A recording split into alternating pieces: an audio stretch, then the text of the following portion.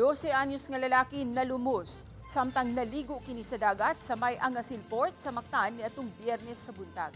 May wala ba dayon matabang pagluwas ang moong bata? Ses, gisuwayan paunta pag-revive ang batang lalaki apan pipila ka gutlo human kini nada sa hospital, nakabsan siya sa kinabuhi. Nahitabo ang insidente niadtong Biyernes sa alas 11 sa buntag dihang gipaubos pa sa Tropical Cyclone Wind Signal number 1 ang tibok lalawigan sa Sugbo. Ang naasong bata naligo sa dagat sa may Angasil Port sa Barangay Mactan uban ang iyang mga higala. Apan nakugang na lang ang mga tao sa Angasil Port human makadungog nga may batang nalumos. Sa video nga kuha sa usa ka netizen, makitang may mga personnel pa sa Bureau of Fire Protection nga nisuway pagtabang sa 12 anyos nga si Ray Hirungay Alegre. Sa usa ka punto sa video, makita nga daw nilihok pa ang bata ug daw nagpingit pa kini.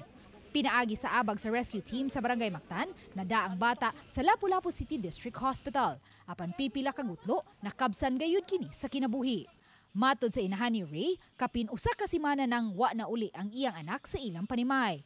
Uban kini kanunay siya mga higala ug wa siya masayod kun asa kini magkatulganan. Nakugang na lang siya dihang nasayran ang nahitabo sa iyang anak.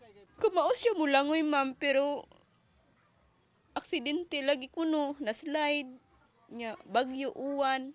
Wala pa mahatagi og kopya sa death certificate ang inhan apan matod niya gipasabot siya sa doktor sa hinungdan sa kamatayon sa iyang anak. Tinuod jud, ma'am, nga naay bukol o kanang naa siya murag lagom sa na diri niya og sa iyang diri hawak niya.